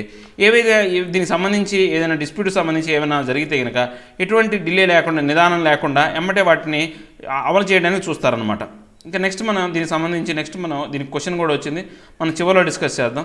Next government considering universal basic income say NHRC. ఈ యొక్క national human rights commission అనేది, ఈ యొక్క NHRC అనేది government సంబంధించి ఈ యొక్క universal basic income అనేదాన్ని. యూనివర్సల్ బేసిక్ ఇన్కమ్ అంటే ఏంటంటే భారతదేశంలో ఉన్నటువంటి, అంటే భారతదేశమే కాదు ప్రపంచంలో ఉన్న ప్రతి ఒక్కళ్ళకి కూడా వాళ్ళ ఆహారానికి, వాళ్ళ జీవన విధానానికి సరిపోయేటువంటి యూనివర్సల్ బేసిక్ ఇన్కమ్ అనేది సమానంగా ఉండాలన్నమాట. అంటే ఒక గంటకి ఎవరు పనిచేసినా కానీ ఒకే వేతనం అనేది ఇవ్వాలి. అంటే ఆ వేతనం ఎలా ఉండాలి అంటే వాడి యొక్క దైనందిన జీవితంలో వాడి యొక్క ఖర్చులు అంటే చెల్లిపోయే విధంగా, ఆ ఖర్చులు తీరిపోయే విధంగా ఆ యూనివర్సల్ ఇన్కమ్ అనేది ఉండాలని చెప్పేసి చేశారనమాట. సో దీన్ని ఎవరు అంటే ఈ యొక్క యూనివర్సల్ ఇన్కమ్ అనే దాని గురించి మనం గినా చూసుకుంటే ఇక నేషనల్ హ్యూమన్ రైట్స్ కమిషన్ ఏదైతే ఉందో ఆ నేషనల్ హ్యూమన్ రైట్స్ కమిషన్, ఇక్కడ చూడండి నేషనల్ హ్యూమన్ రైట్స్ కమిషన్ మన భారతదేశానికి సంబంధించి. తర్వాత ఇంటర్నేషనల్గా మనం చూసుకుంటే United nation human rights commission అనే దీనికి సంబంధించి కొన్ని రికమెండేషన్స్ చేసిందనమాట. ఆ రికమెండేషన్స్ ప్రకారం ఈ యొక్క యూనివర్సల్ బేసిక్ ఇన్కమ్ అనే దాని గురించి మాట్లాడటం జరిగిందనమాట. సో దీని గురించి మనం ఈ యొక్క ఆర్టికల్ గురించి తెలుసుకుందాం. Next universal periodic review. ఈ యొక్క యూనివర్సల్ పీరియాడిక్ రివ్యూ అనే దాని గురించి ముందు తెలుసుకోవాలి. యూనివర్సల్ యొక్క బేసిక్ ఇన్కమ్ అనే దాన్ని ఎవరు ప్రపోజ్ చేశారంటే యూనివర్సల్ పీరియాడిక్ రివ్యూ ద్వారా ప్రతి సంవత్సరం అనేది ఒక 4 నెలల కాలం, 4.5 అంటే 3 సంవత్సరాల కాలం పాటు ఈ సైకిల్ అనేది తిరుగుతుంది అనమాట. ఈ సైకిల్లో వాళ్ళు బాగా అబ్జర్వ్ చేసి దానికి సంబంధించి కొన్ని రికమెండేషన్స్ అనేవి ఇస్తారనమాట. A unique mechanism of UNHRC to examine and assess the human rights situation in every UN member state through peer review mechanism. వీళ్ళు పీర్ రివ్యూ అంటే ప్రతి ఒక్కరిని అంటే వాళ్ళ మీద ఏది అధ్యయనం జరిపి ప్రతి ఒక్కళ్ళు మన భారతదేశంలో ఉన్నటువంటి కావచ్చు, లేకపోతే ఏ దేశంలో ఉన్న పౌరులు అయినటువంటి ప్రతి ఒక్కరి మీద వాళ్ళ సమగ్రమైన అధ్యయనం జరిపి ఆ మెకానిజం ద్వారా ఏం చేస్తారంటే ఈ యొక్క United nation human rights commission అనే వాళ్ళు ఏం చేస్తారు, ఈ యొక్క మెంబర్ స్టేట్ ఎవరైతే ఉన్నారో వాళ్ళకి సంబంధించినటువంటి యొక్క సలహాలు కావచ్చు, తర్వాత హ్యూమన్ రైట్స్ సిచ్యువేషన్ సంబంధించి వాళ్ళు ఏవైనా సరే సలహాలు కానీ ఆ యొక్క దేశ అభివృద్ధి కోసం కొన్ని ప్రతిపాదనలు అనేవి చేస్తారన్నమాట. Assumed a central role in the advancement and monitoring of human rights. అంటే వీళ్ళు ఇంకా ఏంటి, ఈ యొక్క హ్యూమన్ రైట్స్ ఏంటి, మానవుల హక్కులు కాపాడడం కోసం వీళ్ళు సెంట్రల్ రోల్ అనేది పాటిస్తారు. అంటే వాళ్ళ యొక్క హక్కులు అనేది నెరవేర్చడం కోసం ఎక్కువ కృషి చేస్తారన్నమాట. Has the potential to enhance the state accountability towards the sustainable development goal. అంటే ఈ యొక్క దేశాన్ని అంటే అంటే బాగా అభివృద్ధి చేసే విధంగా, సస్టైనబుల్ అంటే స్థిరంగా అభివృద్ధి అయ్యే విధంగా వీళ్ళు ఏం చేస్తారంటే చర్యలు తీసుకుంటారన్నమాట. Undertaken in cycles of 4.5 years each. India is in third review cycle. అంటే ఇప్పుడు ఎట్లా ఈ ప్రతిదానికి ఒక 4.5 సంవత్సరాల కాలం ఒక సైకిల్ అనేది పడుతుంది అనమాట. ఇప్పుడు మన యొక్క భారతదేశం అనేది 3వ రివ్యూ సైకిల్లో ఉందన్నమాట. United nation human rights council గురించి తెలుసుకుందాం మనం. And inter governmental body with in the UN system. ఇది యుఎన్ సిస్టంలో ఉన్నటువంటి ఇంటర్ గవర్నమెంటల్ బాడీ అనమాట. So established in 2006 by UN general assembly and the and it reports directly to it. అంటే ఇది 2006లో ఏర్పాటు చేయబడింది. సో ఈ యొక్క దేని ద్వారా ఏర్పాటు చేశారు, యుఎన్ జనరల్ అసెంబ్లీ ద్వారా దీన్ని ఏర్పాటు చేయడం జరిగింది అనమాట. సో దీనికి సంబంధించిన రిపోర్ట్స్ కూడా వీళ్ళు యుఎన్ జనరల్ అసెంబ్లీకే ఇస్తారనమాట. Replace the former united nation commission on human rights. ఇది ఇంతకుముందు ఏదైతే united nation commission of human rights అనే దాన్ని రీప్లేస్గా ఈ యొక్క యుఎన్హెచ్ఆర్సీ అనేది ఏర్పాటు చేయడం జరిగిందనమాట. Made up of 47 UN member states which are elected by the UN general assembly. ఇది 47 దేశాలకు సంబంధించిన మెంబర్స్ అనేవాళ్ళు ఎంచుకుంటారన్నమాట. ఎలాగా, యుఎన్ జనరల్ అసెంబ్లీ ద్వారానే. Next, responsible for the promotion and protection of all human rights around the globe. వీళ్ళేంటి, ఈ యొక్క హ్యూమన్ రైట్స్ని ప్రమోషన్కి వాటిని బాగా ప్రభావితంగా ముందుకు తీసుకెళ్ళడం కోసం, వాటిని కాపాడడం కోసం సంబంధించిన దానికి వీళ్ళు రెస్పాన్సిబుల్గా ఉంటారనమాట. Addresses situation of human rights violation and make recommendations on them. అంటే ఎక్కడైనా సరే ఈ యొక్క మానవుల యొక్క హక్కులు దెబ్బతినే విధంగా ఉంటే కనుక వాటిని అడ్రస్ చేస్తారు, వాళ్ళని గుర్తించి వాటికి సంబంధించినటువంటి రికమెండేషన్స్ అవి జరగకుండా ఉండడం కోసం రికమెండేషన్స్ అనేవి ఇస్తారన్నమాట. It meets at the UN office at Geneva. వీళ్ళు ఎక్కడ ఈ యొక్క మీటింగ్స్ అనేవి జరుపుతారంటే జెనీవా, యుఎన్ ఆఫీస్కి సంబంధించి జెనీవాలో జరుపుతారన్నమాట. Member of the council serve for a period of 3 years. ఎవరైనా ఒక దేశం యొక్క ఒక మెంబర్గా దీంట్లో జాయిన్ అయ్యారంటే 47 యూనియన్ మెంబర్స్ ఉంటారు కదా, వాళ్ళు ఒక 3 సంవత్సరాల కాలం పాటు దాంట్లో వ్యవహరిస్తారన్నమాట. Not eligible for immediate re-election after serving 2 consecutive terms. ఒకవేళ ఏదైనా ఒక మెంబర్ కంట్రీ అనేది 2 సార్లు కాన్సిక్యూటివ్గా ఎమ్మటి జరిగిన తర్వాత 3వసారి మళ్ళీ వాళ్ళు అక్కడ అంటే ఇమ్మీడియట్గా రీఎలక్షన్లో పాల్గొనే అవకాశం ఉండదన్నమాట. India has elected as a member country from the January 2019 from the for a term of 3 years. మన భారతదేశం 2019కి సంబంధించి 3 సంవత్సరాల కాల పరిమితితో ఒక మెంబర్ కంట్రీగా ఏర్పాటు చేయబడింది. అంటే ఒక మెంబర్కి భాగమైందనమాట దాంట్లో. నెక్స్ట్ మనం చూసుకుంటే లైన్ సెన్సస్ మెథడ్ అవుట్డేటెడ్. ఈ లైన్ సెన్సస్ మెథడ్ అనేది ఏదైతే ఉందో అది పూర్తిగా అవుట్డేటెడ్ అనమాట. మనం నిన్న ఆల్రెడీ ఆర్టికల్ చెప్పుకున్నాం. యాక్చువల్గా ఈ యొక్క గిర్ నేషనల్ పార్క్లో సంబంధించి ఆ యొక్క గుజరాత్ సంబంధించిన పరివాహ ప్రాంతంలో ఈ యొక్క సింహాల యొక్క సంఖ్య అనేది 674 కౌంట్లు ఉందని చెప్పాం. ఇది 2015లో చూసుకుంటే 121 ఎక్కువ అని చెప్పేసి మనం చెప్పామన్నమాట. కానీ ఇప్పుడు వీళ్ళ యొక్క ఆర్టికల్ ప్రకారం ఏంటంటే ఈ ఏదైతే లెక్కలు ఇచ్చారో ఆ లెక్కలు సరైనవి కాదు, అవి తప్పుడు లెక్కలు, వీళ్ళు సరైనటువంటి విధానాన్ని వ్యవహరించలేదని చెప్పేసి ఈ ఆర్టికల్ చెప్తుందన్నమాట. The 2020 census said that there are 674 అలాగే చెప్పుకున్నాం కదా Asiatic lions in the Gir protected area network. ఇది అని మనం ఆల్రెడీ వాళ్ళు చెప్పారనమాట. మనం చెప్పాం ఆల్రెడీ 674 అనేవి ఉన్నాయని. Might not be correct because of the use of outdated methodology and not counting the true mortality due to the canine distemper virus. Already మనం నిన్న కెనైన్ డిస్టెంపర్ వైరస్ అనే దాని గురించి చెప్పామన్నమాట. ఈ యొక్క కెనైన్ డిస్టెంపర్ వైరస్ ద్వారా చనిపోయిన యొక్క ఏవైతే పులుల సంఖ్య అనేది వీళ్ళు కౌంట్ చేయకుండా ఈ లెక్క చెప్పారని చెప్పేసి ఈ ఆర్టికల్ చెప్తుందనమాట. సో ఈ యొక్క wildlife institute of India, ఇక్కడ మన భారతదేశంలో wildlife institute of India అనేది ఇలాంటి లెక్కలన్నీ చూస్తారన్నమాట. దీని గురించి మనం చూద్దాం. Established in 1982 with headquarters at Dehradun, ఉత్తరాఖండ్లో దీన్ని ఏర్పాటు చేశారనమాట. Became an autonomous organization of the ministry of environment, forest and climate change in 1986. ఇది ఒకసారి చూడండి. ఇది ఎవరి కింద అటానమస్ ఆర్గనైజేషన్ అనమాట. ఎవరి కింద ఉంటుంది అంటే ministry of environment, forest and climate change కింద 1986లో దీన్ని ఏర్పాటు చేశారనమాట. So mainly offers training program, academic courses and advisory in wildlife research and management. అంటే దీనికి సంబంధించి ట్రైనింగ్ ఇవ్వటం కావచ్చు, అకాడమిక్ కోర్సెస్ కావచ్చు, తర్వాత వైల్డ్ లైఫ్ రీసెర్చ్ సంబంధించి మేనేజ్మెంట్ అన్నీ కూడా చేస్తూ ఉంటారన్నమాట. Mission to nurture the development of wildlife science and promote its application in conservation in consonants with our culture and socio economic milieu. అంటే ఏవైతే ఉన్నాయో ఈ యొక్క ప్రమోషన్ కావచ్చు, వైల్డ్ లైఫ్ ప్రమోషన్ కావచ్చు, లేదా దాని సైన్స్కి సంబంధించినటువంటి అప్లికేషన్స్ కావచ్చు, సో వాటిని ఎలా జాగ్రత్తగా ఉంచాలి, ఈ యొక్క ఎలా ప్రమోట్ చేయాలి, కల్చర్గా మన యొక్క సాంస్కృతి పరంగా, ఈ యొక్క సోషల్ ఎకనామిక్ పరంగా వీటిని ఎలా సేవ్ చేయడం అనేది దీని యొక్క ముఖ్య ఉద్దేశం అనమాట. Aims and objectives for references. ఈ యొక్క ఎయిమ్స్ ఏంటో చూద్దాం. నాలెడ్జ్, వైల్డ్ లైఫ్ నాలెడ్జ్ అనేది రీసోర్సెస్ అనేది ఇవ్వటం, తర్వాత ఈ పర్సనల్స్ ఎవరైతే ఉన్నారో వేరియస్ లెవెల్స్ వాళ్ళకి ట్రైనింగ్ ఇవ్వటం, తర్వాత ఈ రీసెర్చ్ జరపడం అనమాట. ఈ యొక్క వైల్డ్ లైఫ్ సంబంధించినటువంటి ఈ యొక్క అభివృద్ధి చెందడం కోసం రీసెర్చ్ చేయటం, collaborate with the international organization. అంటే ఈ యొక్క ఇంటర్నేషనల్ ఆర్గనైజేషన్ సంబంధించి వైల్డ్ లైఫ్ రీసెర్చ్ సంబంధించినటువంటి ఆర్గనైజేషన్తో దీన్ని కొలాబరేట్ చేయడం మన భారతదేశం యొక్క ఆర్గనైజేషన్ని to develop as a regional centre of international importance on wildlife and natural resource conservation. అంటే మన భారతదేశాన్ని ఈ యొక్క వైల్డ్ లైఫ్ సంబంధించి ఒక రీజనల్గా ఇంపార్టెంట్ సెంటర్గా తయారు చేయడం అనేది దీని యొక్క ముఖ్యమైనటువంటి ఆబ్జెక్టివ్ అనమాట. Wildlife trust of India. ఈ యొక్క వైల్డ్ లైఫ్ ట్రస్ట్ అనేది మనకు wildlife institute of India, ఇప్పుడు wildlife trust of India గురించి కూడా చూద్దాం. A leading Indian nature conservation organization committed to the service of nature. అంటే ఇది ఈ యొక్క ఆర్గనైజేషన్ అనమాట, నేచర్ కన్జర్వేషన్ ఆర్గనైజేషన్ అనేది.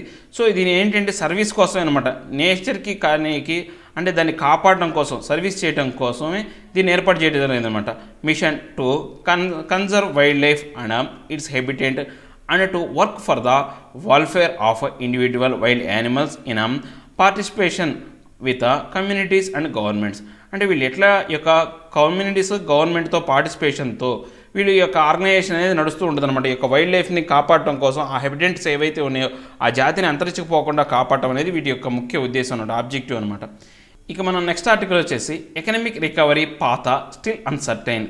సిఈఏ అంటే చీఫ్ ఎకనామిక్ అడ్వైజర్ అనమాట. ఈ యొక్క చీఫ్ ఎకనామిక్ అడ్వైజర్ ప్రకారం ఏంటంటే ఈ యొక్క ఎకనమీ అనేది ఎలా ఉంటుంది అంటే దీని యొక్క పాత్ అనేది ఇంకా అన్సర్టైన్గా ఉందని చెప్పే ఆర్టికల్ అనమాట. ఇది పెద్ద ఇంపార్టెంట్ ఆర్టికల్ ఏం కాదు, కానీ యొక్క చీఫ్ ఎకనామిక్ అడ్వైజర్ సంబంధించినటువంటి ఒక బిట్ అనేది ఒకటి ఇంతకుముందు ప్రిలిమ్స్లో ఇచ్చారనమాట. దానికి సంబంధించి యొక్క మ్యాచింగ్ అనేది చూద్దాం అనమాట. Consider the following page. Chief economic adviser, ministry of commerce and industry, ఈ యొక్క పేరు అనేది చెప్పారు. Next office of economic adviser, ministry of finance. Next economic adviser council, ministry of finance to the prime minister. దీంట్లో ఉన్నటువంటి incorrect match ఏదో చెప్పమంటున్నాడు మనకు. ఇవి మూడు కూడా ఇన్కరెక్ట్ మ్యాచెస్ అనమాట. ఇవి మూడు కూడా మనకు ఇన్కరెక్ట్ అనే చెప్పాలి. ఎందుకంటే మనకు ఈ యొక్క చీఫ్ ఎకనామిక్ అడ్వైజర్ అనే వాళ్ళు దేనికి సంబంధించి ఉంటారు, ఎవరి కింద యొక్క ఫంక్షన్ అండర్ ద ఫైనాన్స్ మినిస్టర్కి సంబంధించి, కామర్స్ మినిస్టర్ కాదు ఫైనాన్స్ మినిస్టర్కి సంబంధించి ఉంటారనమాట. తర్వాత ఈ యొక్క ఆఫీస్ ఆఫ్ ఎకనామిక్ అడ్వైజర్ కూడా ఈ యొక్క మినిస్ట్రీ ఆఫ్ ఫైనాన్స్ కిందకి రాదు, ఇది మినిస్ట్రీ ఆఫ్ కామర్స్ కిందకి వస్తుంది అనమాట, రెసిప్రోకల్గా ఇచ్చారు.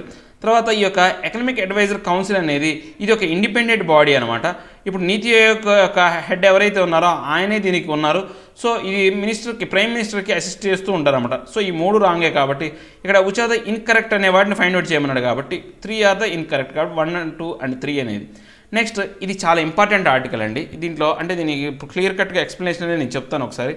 అంటే Gandhi, Mandela and king of today. అంటే ఇప్పుడు మన యొక్క ఏది మోహన్ దాస్ కరమ్చంద్ గాంధీ కావచ్చు, నెల్సన్ మండేలా కావచ్చు, మార్టిన్ లూథర్ కింగ్, ఆ ముగ్గురు కూడా ఇప్పుడు కింగ్స్ అనమాట. ఆ ముగ్గురు కూడా ఇప్పుడు మన ఈ యొక్క రోజులకు వాళ్ళ అవసరం అనమాట ఎట్లాగైనా అని. అంటే వీళ్ళ ముగ్గురు గురించి ఎందుకు చెప్పారు అంటే వీళ్ళు శాంతియుతంగా దేశం కోసం పోరాడిన వాళ్ళు అనమాట. వాళ్ళ యొక్క హక్కుల కోసం పోరాడిన వాళ్ళలో ముఖ్యమైన వాళ్ళు అనమాట. ఎందుకు ఈ ముగ్గురు పేర్లు రావడానికి కారణం అంటే ఈ ముగ్గురు మన భారతదేశం సంబంధించి గాంధీ, తర్వాత సౌత్ ఆఫ్రికాకి సంబంధించి నెల్సన్ మండేలా, యూకేకి సంబంధించినటువంటి మార్టిన్ లూథర్ కింగ్. వీళ్ళ ముగ్గురు పేర్లు ఎందుకు చెప్పారంటే ఆల్రెడీ మన భారతదేశంలో మైగ్రెంట్ వర్గాలు అనేవాళ్ళు చాలా ఇబ్బంది పడుతున్నారు. ఈ యొక్క ఆర్టికల్ ఓవర్వ్యూ ఇస్తున్నాను, ఒకసారి వినండి జస్ట్ అంతే. ఈ యొక్క ఎవరైతే మైగ్రెంట్ వర్కర్స్ ఉన్నారో ఆ యొక్క మైగ్రెంట్ వర్కర్స్ అందరూ కూడా చాలా వరకు ఇబ్బంది పడుతున్నారు అనమాట. వాళ్ళకి రైల్ ఫెసిలిటీ లేదు, చాలా వరకు మరణాలు అనేవి సంభవిస్తున్నాయి. కానీ గాంధీ తన యొక్క జీవితాన్ని ఫస్ట్ ఎక్కడ స్టార్ట్ చేశాడంటే సౌత్ ఆఫ్రికాలో అతన్ని ఒక రైల్లో నుంచి బయటికి నెట్టేయడంతో స్టార్ట్ అయింది ఆయన లైఫ్. కానీ ఇక్కడ మాత్రం మన భారతదేశంలో అలాంటి పరిస్థితి అనేది ఉందన్నమాట. ఎలా ఉంది, ఇప్పుడు ఒకప్పుడు ఏంటి, రైల్లోంచి నెట్టేసి ఆయన ఇబ్బంది పడ్డాడు. ఇప్పుడు ఇక మైగ్రెంట్ వర్కర్లందరినీ కూడా ఒక కుప్పలుగా రైల్లోకి నెట్టి వాళ్ళని ఇబ్బంది పెడుతున్నారు. ఒకప్పుడేమో రైలు ఫెసిలిటీ లేక కొన్ని వందల కిలోమీటర్లు నడుచుకుంటూ వెళ్ళారనమాట. అక్కడ నడుచుకుంటూ వెళ్ళిపోతే మన యొక్క 12 ఏళ్ళ ఒక బాలిక, ఒక అమ్మాయి, లేడీ, ఒక చిన్న పాప అనేది ఆమె చాలా దూరం నడిచి ఒక 140 కిలోమీటర్లు వాళ్ళ యొక్క గ్రామానికి పోవడానికి 140 కిలోమీటర్లు ఉండగా ఆమె నడవలేక కొలాప్స్ అయి పడిపోయి చనిపోయిందనమాట. సో అలాంటి సిచ్యువేషన్ అనేది, అంటే అప్పుడు గాంధీ ఉన్న సిచ్యువేషన్కి ఇప్పుడున్న సిచ్యువేషన్కి కంపారిటివ్గా పోల్చాడనమాట. సో ఇక సౌత్ ఆఫ్రికా గురించి, యూకే గురించి ఎందుకు చెప్పారంటే, ఇంతకుముందు యూకేలో ఎలా ఉండేది, యూఎస్ ఎలా ఉండేది అంటే ఆ ప్రపంచ దేశాల్లో ఇక నల్ల జాతీయుల్ని బానిసలుగా మార్చుకొని నివసించే దేశం అనమాట. పూర్తిగా వాళ్ళ సంఖ్యలు వేసి భయంకరంగా చేసేవాడు. అలాంటి సమయంలో మార్టిన్ లూథర్ కింగ్ అనే అతను ఏం చేశాడు, యూఎస్లో మార్పులు తీసుకొచ్చి ప్రతి ఒక్కరికి హక్కు కల్పించే విధంగా, అంటే ఆ నల్ల జాతీయులకు హక్కుల కోసం ఆయన పోరాడాడు అనమాట. ఆ హక్కులు ఏర్పడినప్పటికి కూడా మనం రీసెంట్గా జార్జ్ ఫ్లాయిడ్ అనే వ్యక్తిని, ఈ యొక్క నల్ల జాతీయుడిని అణిచి చంపేశాడు. ఆయన చనిపోయేటప్పుడు ఆ జార్జ్ ఫ్లాయిడ్ ఏం చెప్పాడంటే, నేను సరిగా బ్రీత్ తీసుకోలేకపోతున్నాను, నాకు బ్రీతింగ్ ప్రాబ్లం వస్తుంది, మీరు ఇలా ప్రెస్ చేస్తే అని ఆయన అన్నాడు అనమాట. సో అలాంటి మాటలు అనేవి మనం కనుక చూస్తే, మార్టిన్ లూథర్ కింగ్ ఏమన్నాడంటే, నేను ఈ యొక్క ప్రపంచానికి కొత్త శ్వాస అనేది తీసుకునే విధంగా చేస్తానండు. సో ఆయన యొక్క శ్వాస తీసుకుందాం అనుకున్నాడు, ఇక్కడ శ్వాస తీసుకోలేకపోయాడు. సో అలాంటి 2 అంశాలని ఈయన కంపేర్ చేస్తూ చెప్పాడు అనమాట. మార్టిన్ లూథర్ కింగ్ అప్పుడు ఏం చెప్పాడో, ఇప్పుడున్న పరిస్థితులు ఎలా ఉన్నాయో, దాంతోపాటు ఏమవుతుంది, అమెరికాలో ఈ యొక్క నల్ల జాతీయుల మీద వివక్ష అనేది ఇప్పటికీ మారిపోకుండానే అలానే కంటిన్యూ అవుతుంది అని చెప్పేశారు అనమాట. సో ఇప్పుడు ఏంటి, ప్రపంచం మొత్తం కూడా కోవిడ్-19 కారణంగా శ్వాస తీసుకోలేకపోతుంది. అంటే ఎలా శ్వాస తీసుకుంటే ఏ సమస్య అనేది ఏర్పడుతుంది అనేది ఒక బాధ ఉంది. కానీ ఇక్కడ ఈ యొక్క ఫ్లాయిడ్ అనే విషయంలో మాత్రం అసలు శ్వాస తీసుకోవడానికి అవకాశం లేకుండా పోయింది. అంటే అక్కడ ఏంటి, వీళ్ళు బలవంతంగా అతను శ్వాస తీసుకోనీయకుండా చేశారు. కానీ ఇక్కడ కోవిడ్-19 వల్ల ఏమవుతుంది, ఇలాంటి సమస్యలు, అంటే ఈ యొక్క వ్యాధి వల్ల వచ్చిన సమస్య కన్నా, ఈ కోవిడ్-19 వల్ల వచ్చిన సమస్య కన్నా ఇలాంటి వివక్షత వల్ల వచ్చిన సమస్య ఎక్కువ. ఇప్పుడు మన ప్రపంచంలో చాలా యొక్క వ్యాధులు అనేవి ఉన్నాయి. కానీ అన్నిటికన్నా భయంకరమైనటువంటి ఈ యొక్క ఉత్పాతం అనేది, మానవ ఉత్పాతం అనేది ఈ యొక్క అంటే జపాన్ మీద జరిగినటువంటి హిరోషిమా నాగసాకి వాటి మీద జరిగిన దాడి అనమాట. ఆ దాడిలో చాలామంది చనిపోయారు. ఇప్పటికీ ఈ యొక్క దాడి వల్ల ప్రభావం అనేది అనుభవిస్తున్నారు. కానీ ఈ వ్యాధుల వల్ల కొంతవరకు ఉపశమనం అనేది ఉండొచ్చేమో కానీ ఈ యొక్క దాడుల వల్ల ఏమవుతుందంటే పూర్తిగా ఏరియా మొత్తం కూడా దెబ్బతింటుంది. ఇప్పుడు మన భారతదేశంలో వచ్చేసి కనుక మనం చూస్తే, ఈ యొక్క కోవిడ్-19 కారణంగా చాలామంది ఈ యొక్క ఇంటి వరకే హోమ్ క్వారంటైన్కి వెళ్ళిపోయారు. అందరూ కూడా లాక్డౌన్ వల్ల చాలామంది వెళ్ళిపోయారు. ఇప్పుడు ఇన్ఫార్మల్ సొసైటీ బాగా పేదల వాళ్ళు ఏం చేశారు, వాళ్ళకి జీవనాధారం లేకపోవడం వల్ల వాళ్ళ సొంత గ్రామాలు నడుచుకుంటూ ఎండలో చనిపోయారు. కానీ కొన్ని ఎలైట్ సొసైటీస్, అంటే కొంచెం బాగా ఎకనామికల్గా స్టాండ్ ఆఫ్ అయిన సొసైటీస్ ఎలా ఉన్నాయంటే, వాళ్ళ యొక్క లాక్డౌన్ ఏంటంటే వాళ్ళకి రిఫ్రెషన్ కోసం, అంటే రిఫ్రెష్ అవ్వడం కోసం ఉపయోగించుకోవాలన్నమాట. వాళ్ళ యొక్క పని ఏంటి, మూవీస్ చూడటం, సీరియల్స్ చూడటం, కొత్త సినిమాస్ చూడటం, లేదా ఈ యొక్క లాక్డౌన్ వర్కౌట్ చేయటం, అంటే ఈ యొక్క స్టాగ్నేటెడ్ వర్కౌట్, ఇంట్లోనే కూర్చొని వర్కౌట్ చేయటం, ఇలాంటివన్నీ చూస్తున్నాం. సో దీనివల్ల ఏమవుతుంది, ఈ యొక్క దేశంలోనే ఒకే దేశంలో 2 విభిన్న రకాలైనటువంటి వర్గాల వాళ్ళు అనేవి మనకు ప్రత్యక్షంగా కనపడుతుందని పూర్తిగా ఈ ఆర్టికల్ గురించి ఇన్ డీటెయిల్గా చెప్పారండి. ఇది టోటల్ అనాలిసిస్ ఈ ఆర్టికల్ సంబంధించి. ఇక మనం ప్రాక్టీస్ క్వశ్చన్లోకి వెళ్తే కనుక ఆల్రెడీ మనం చూసాం. So to which of the following organizations India is not a member state. ఇప్పుడు మనకు ఇంటర్నేషనల్ క్రిమినల్ కోర్ట్ అనే దాంట్లో మన భారతదేశం అనేది మెంబర్ కాదు. So international court of justice ఐసీజీలో మనం ఆల్రెడీ చెప్పుకున్నాం, యూఎన్ మెంబర్ స్టేట్స్ అన్నీ కూడా ఐసీజీలో మెంబర్స్, యూఎన్ మెంబర్ స్టేట్లు కానీ కూడా ఐసీజీలో మెంబర్స్ అని చెప్పుకున్నాం. సో భారతదేశం కూడా దాంట్లో మెంబర్ అనమాట. సో ఈ యొక్క permanent court of arbitration already మనం చెప్పుకున్నాం, దీంట్లో మన భారతదేశం కూడా మెంబర్ అని చెప్పేసాం. యొక్క 1907లో, తర్వాత 1899లో 2 సార్లు జరిగినటువంటి కన్వెన్షన్లు ఎవరైతే పాల్గొన్నారో వాళ్ళు మెంబర్స్ అని చెప్పారు. సో మన భారతదేశం కూడా ఈ యొక్క పర్మనెంట్ కోర్ట్ ఆఫ్ ఆర్బిట్రేషన్లో మెంబర్ అనమాట. సో ఇక్కడ ఏమన్నారు, నాట్ ఏ మెంబర్ అన్నాడు కాబట్టి మనకు ఆన్సర్ ఏంటంటే ఏలో మన భారతదేశం అనేది మెంబర్ కాదు. ఇంటర్నేషనల్ క్రిమినల్ కోర్ట్ అనే దానికి సంబంధించి మన భారతదేశం మెంబర్ కాదనమాట. సో ఇవేంటి ఈరోజు నా టోటల్ న్యూస్ హిందూ అనాలిసిస్. నా ఎక్స్ప్లెనేషన్ మీకు నచ్చినట్లయితే లైక్ చేయండి, షేర్ చేయండి. మీరు ఏదైనా చెప్పాలనుకుంటే కింద కామెంట్ రూపంలో తెలియజేయండి. ఇంకా సబ్స్క్రైబ్ అవ్వను ఎవరు ఉంటే సబ్స్క్రైబ్ అవ్వండి. Thank you very much.